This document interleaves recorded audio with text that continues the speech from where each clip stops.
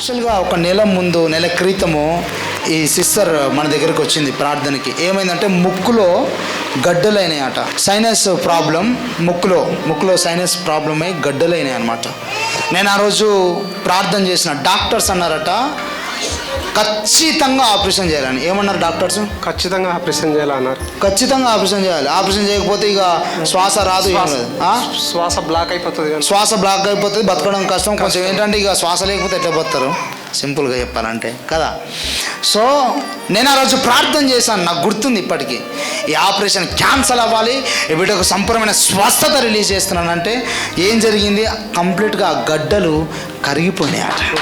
చప్పట్లు కొడుతూ దేవుని కనపరచండి. కరిగిపోయినాయా బ్రదర్? మొత్తం ఇప్పుడు ఏం ప్రాబ్లం లేదు. అమ్మ మీకు ఏం ప్రాబ్లం లేదు కదా? శ్వాస మంచిగా వస్తుందమ్మా?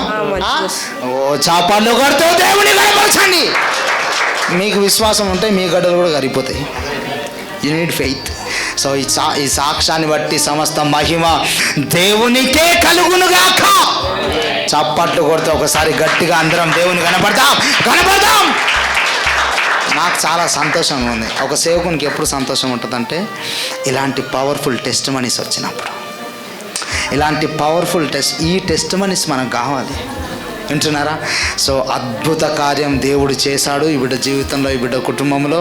ఒకే ఒక ప్రార్థన, ఆపరేషన్ క్యాన్సల్ అయిపోవాలంటే క్యాన్సల్ అయిపోయింది. దేవునికి మహిమ కలుగునుగాక.